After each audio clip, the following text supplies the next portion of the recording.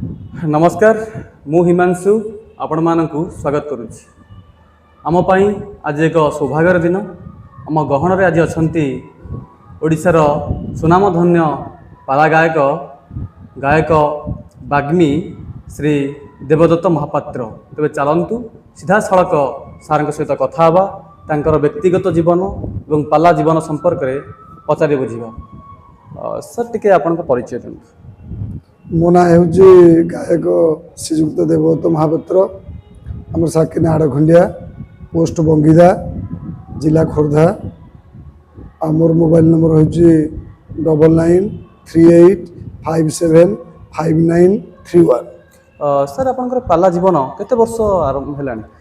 मु 2000 मसीहा फेब्रुआरी 9 तारिख मेरे चामर धरी मो गुरु थे वर्तमान गायक स्वर्गत विश्वकेशन दीक्षित से गोटे अद्वितीय प्रतिभा ओडिशार अल्प बयस ये लीला संवरण कले तांकरी प्रेरणा मु चामर धरी एवं आम गाँ पाखे जो पाला सब अनुष्ठान अच्छी से पाला अनुष्ठान देखिकी गायक को बेकर जो फूलमाला पड़े वो प्राइज लगे से गोटे अनुप्राणित मो जीवन आसला गोटे पाला गायबी एमती गोटे पिला खेल भावी पालारे एमती पशिगलु जाओ पाला पशि सत्यनारायण कृपारू ये पहुँचु। सर पाला जीवन जो आरंभ कले से समय और एबेर समय कौन डिफरेन्स देखते पाला को लेकिन से पालार लोक मान बहुत आग्रह थिला एबे यूट्यूब माध्यम चैनल माध्यम पालार प्रचार प्रसार लोक मान आग्रह तथापि अच्छी। सर पाला हूँ आम ओडिशार स्वतंत्र कला पाला कला संस्कृति और परंपरा आम पाला माध्यम भी देखू पाला माध्यम शिखु से संपर्क सर कौन कहे? पाला तो पाला कला गोटे स्वतंत्र कला पाला विदग्ध कला पांडित्य कला ओडिशा निजस्व कला हूँ पाला विभिन्न पंडित मानकर कवि मानकर विभिन्न प्रकार गाल्पिक मानकर सब कथा जो प्रचार प्रसार हो पारे से हूँ पाला। सर जब कहवा पाला और बादी पाला आ भीतर पार्थक्य कौन रोचे? बादी पाला माने प्रतिद्वंदितामूलक पाला दुई गायक मध्य प्रतिद्वंदिता ये जे कि शास्त्र प्रतिद्वंदिता शास्त्र विवाद आ शास्त्र ही कलह सृष्टि हो जाए इटा पर्सनाल कलहर किसी न था एमती गायक मैंने आम बसार भल भाव कथबार्ता करूँ मिलामिशा करूँ स्टेज रे शास्त्र रे विवाद विभिन्न प्रकार सृष्टि हुए। आज्ञा कौन कहे जिते पाला वर्तमान किछि वर्ष पूर्वर पाला टिके तार लोकप्रियता कमई थिला कि वर्तमान जो चैनल माध्यम पाला परिवेषण होउची गाँ गहली हो जेकोसी स्थान पालार आदृति धीरे धीरे बढ़िबार लगी निश्चित कहीं पालार जो चैनल यूट्यूब ये जो प्रचार प्रसार है समस्त मन में गोटे कौतूहल सृष्टि करिछि समस्ते वर्तमान मोबाइल देखार व्यस्त पाला देखुंट भजन शुणुंट विभिन्न प्रकार चैनल माध्यम प्रचार प्रसार हो। सर कौन कहे जो मैंने आगुरी पाला करते पालाकार मैंने से कौन कहे मैंने क्यों मानक आप आदर्श बोले भावती माने जड़े जड़े महान व्यक्ति कारण कहीं से चाली चाली ये अनुष्ठान से अनुष्ठान जाई पाला गाउथिले कोटी कौन खिया कोटी कौन पीया किछि तांकर नथिला बहु कष्ट से मैंने पाला गाई से बहुत कम पैसा भी पाला करिसेंती किंतु पाला को से बंचेकी रखिसेंती बोली तांको जोगु आमे आज ओडिशा रे परिचित एवं दी पैसा रोजगार करने सक्षम होउछु।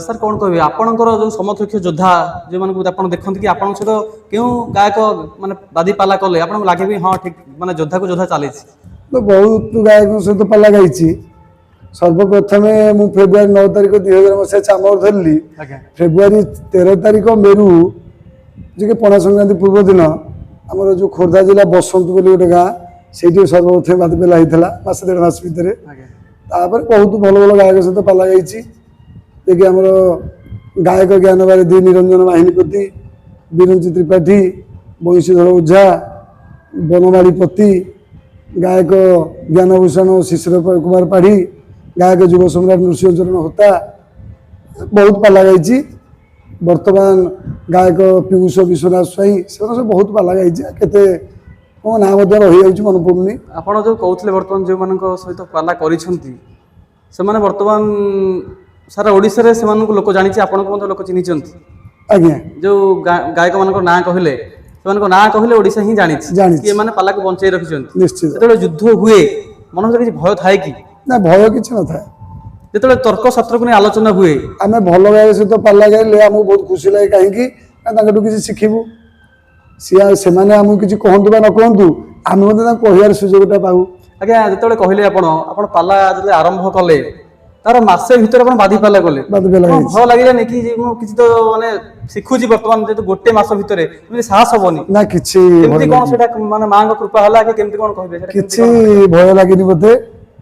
ମୁଁ ପାଲା ଗାଇବା ପୂର୍ବରୁ ଏମିତି ଗୋଟେ କ'ଣ ମନସ୍ଥ କରି, ସମସ୍ତେ ଜାଣନ୍ତି ଆମର ଯେଉଁ ଅଟ୍ରି ହଟକେଶ୍ୱର, ତାଙ୍କ ପାଖେ ଯାଇ କିଛି ଦିନ ରହିଥିଲି। ତାଙ୍କର କରୁଣାରୁ କୃପାରୁ ଏପର୍ଯ୍ୟନ୍ତ ଚାଲିଛି ପାଲା ଆଉ। ପାଲାକୁ ନେଇ ଆପଣ କେତେ ଖୁସି ଅଛନ୍ତି? ବହୁତ ଖୁସି।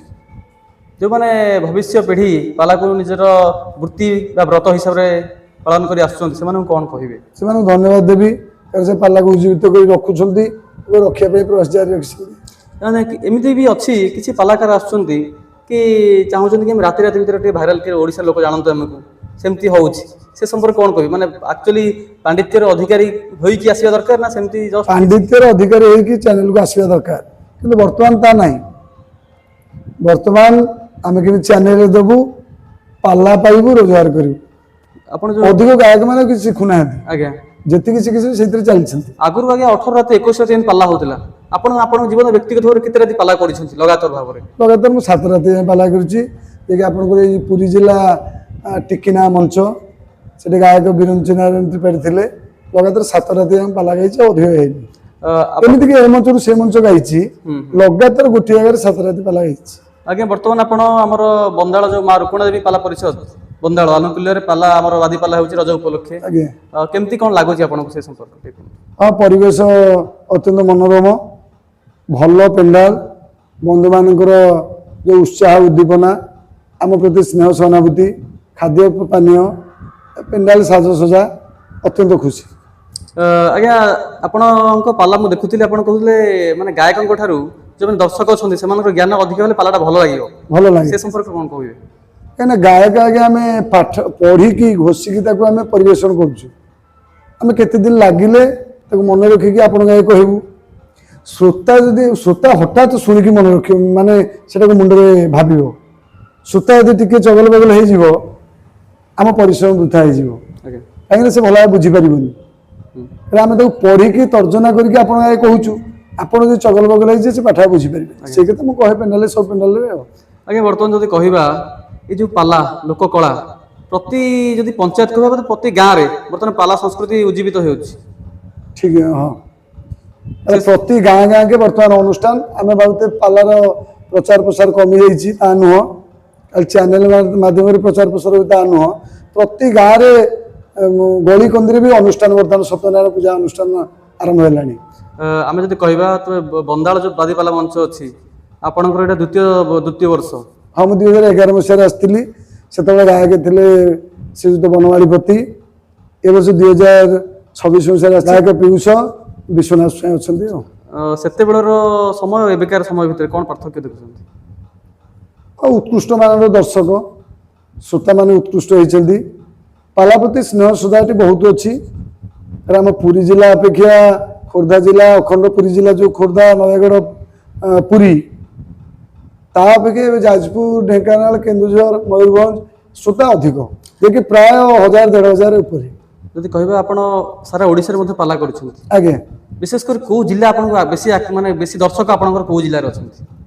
ବେଶୀ ଦର୍ଶକ ଆମକୁ ମୟୂରଭଞ୍ଜ, କେନ୍ଦୁଝର ଲାଗନ୍ତି। କେନ୍ଦୁଝରରେ ବହୁତ ଶ୍ରୋତା, ମୟୂରଭଞ୍ଜରେ ମଧ୍ୟ ବହୁତ ଶ୍ରୋତା। ଆମକୁ ବେଶୀ କେନ୍ଦୁଝର, ମୟୂରଭଞ୍ଜ ଶ୍ରୋତା ଅଧିକ ବୋଲି ଜଣାପଡ଼ନ୍ତି। ଆଜ୍ଞା, ଏଇ ଯେଉଁ ପାଲା ଆମେ କହିବା ମାନେ ଗୋଟେ ସମଷ୍ଟିକୁ ନେଇ, ଆପଣଙ୍କର ସହିତ ଶ୍ରୀପାଳିଆ ରହୁଛନ୍ତି, ପାଳିଆ ରହୁଛନ୍ତି, ବାହାକ ରହୁଛନ୍ତି, ସେମାନଙ୍କ ସମଷ୍ଟିକୁ ନେଇ ପାଲା, ପରସ୍ପର ମଧ୍ୟରେ ସାମଞ୍ଜସ୍ୟ ରହିବା ଦରକାର। ସେ ଯେଉଁ ଭାଇଚାରା, ତାଙ୍କୁ ନେଇ କ'ଣ କହିବେ? ଆମେ ଗୋଟିଏ ପରିବାର ଭଳିଆ ଚଳୁ। କାରଣ କାହିଁକିନା ଆମେ ଘର ଦ୍ୱାର ଗାଁ ଗଣ୍ଡା ଛାଡ଼ି ସବୁ ଆସିଛୁ। ଆମେ ଯଦି ଏଠି ମନୋମାଳିନ୍ୟ ଘଟିବ, ତାହେଲେ ମନ ଇଆଡ଼େ ସିଆଡ଼େ ହେଇଗଲେ କଳା ସଂସ୍କୃତି ଆଗେ ବିକଶିତ ହେବନି। ତେଣୁକରି 6 ଜଣ ଯାକ ଆମେ 6 ଭାଇ ଭଳିଆ ଚଳୁ। ପେଣ୍ଡାଲରେ କିଏ ଗାୟକ ବାୟକ ସେ ଅଲଗା କଥା, ଏଠି 6 ଜଣ ଆଜ୍ଞା ସମସ୍ତେ ସମାନ। ଜଣେ ଗାୟକ ନିଜ ଭିତରୁ ଭଲ ହେବା ଦରକାର ଫାଷ୍ଟ। ଆଜ୍ଞା, ମାନେ ଏମିତି ନୁହଁ କି ବାହାରକୁ ଗୋଟେ ଭିତରକୁ ଗୋଟେ, ଜଣେ ଗାୟକ ଭଲ ହେଇପାରିଲେ ସାତ ଭାଇଙ୍କୁ ନେଇକି ଚଳି ପାରିଲେ ସେ ଜଣେ ଗାୟକ ହେଇପାରିବ। ଆଜ୍ଞା। ଏକୁ ନେଇ କଣ କୁହନ୍ତି ଆପଣ, କଣ ଭାବନ୍ତି ମନ ଭିତରେ? ନା ସମସ୍ତେ ସମାନ, ସମସ୍ତଙ୍କୁ ସମାନ ଦୃଷ୍ଟି ଦେଖିବା ନିହାତି ଦରକାର। କାରଣ ଗାୟକର ଯଦି ଗର୍ବ କରେ ଅହଙ୍କାର କରେ ତା ପାଖେ ଭଲ କର୍ମୀ ରହିବେନି। ବର୍ତ୍ତମାନ ଯଦି କହିବା ଆମର ଓଡ଼ିଶାରେ ପାଲା ମଞ୍ଚ ଯେଉଁ ଅଛି ପ୍ରାର୍ଥନା ଚ୍ୟାନେଲ, ଆଜ୍ଞା। ସିଦ୍ଧାର୍ଥ ଟିଭି ଆମର ବା ଦୂରଦର୍ଶନ, ସେ ମାଧ୍ୟମରେ ପାଲାର ପ୍ରସାର ଘଟିଛି। ଆପଣଙ୍କୁ କେବେ ସୁଯୋଗ ମିଳିଛି ଆପଣ ସେଠି ଯାଇ ପାଲା ପରିବେଷଣ କରିବା? ମୋତେ ପ୍ରାର୍ଥନା ଚ୍ୟାନେଲକୁ ଡକା ହେଇଛି କିନ୍ତୁ ମୁଁ ଯାଇପାରିନି ସମୟ ଅଭାବରୁ। ଆଜ୍ଞା ସିଦ୍ଧାର୍ଥ ଟିଭିକୁ ଡକା ହେଇଛି ମୁଁ ଯାଇପାରିନି, ଏ ହେଉଛି ମୋର ଅବହେଳା, ଯାଇପାରିନି ତ। ଆଜ୍ଞା, ନା ନିଶ୍ଚିତ ଯିବା ଦରକାର ଯାହାହେଲେ ବି। ଯିବା ଦରକାର, ଆଉ କଣ ଆମେ ନ ଯାଇକି ବର୍ତ୍ତମାନ ଭାବୁଛୁ ଆଜ୍ଞା। ଯିବୁ କେତେବେଳେ ସୁଯୋଗ ପଡ଼ିଲେ ଆଉ। ଆପଣମାନେ ସିଧାସଳଖ ଭାବରେ ଦେଖିପାରୁଥିଲେ ଆମ ଗହଣ ଥିଲେ ଗାୟକ ବାଗ୍ମୀ ଦେବଦତ୍ତ ମହାପାତ୍ର। ତାଙ୍କର ଭାଷା ଏବଂ ତାଙ୍କର ବ୍ୟକ୍ତିତ୍ୱ ଜୀବନ ଆମକୁ ବହୁତ ଅନୁପ୍ରାଣିତ କରିଛି ଏବଂ ପାଲା ଜଗତ ପ୍ରତି ତାଙ୍କର ଅବଦାନ ଅତୁଳନୀୟ, ଯାହାଙ୍କୁ ନେଇ ଆମେ ଗର୍ବ କରିବା ଏବଂ ଓଡ଼ିଶାର କଳାକୁ ବଞ୍ଚେଇ ରଖିଥିବାରୁ ସାର୍ଙ୍କୁ ଅଶେଷ ଅଶେଷ ଧନ୍ୟବାଦ। ଜୟ ଜଗନ୍ନାଥ। ଜୟ ଜଗନ୍ନାଥ।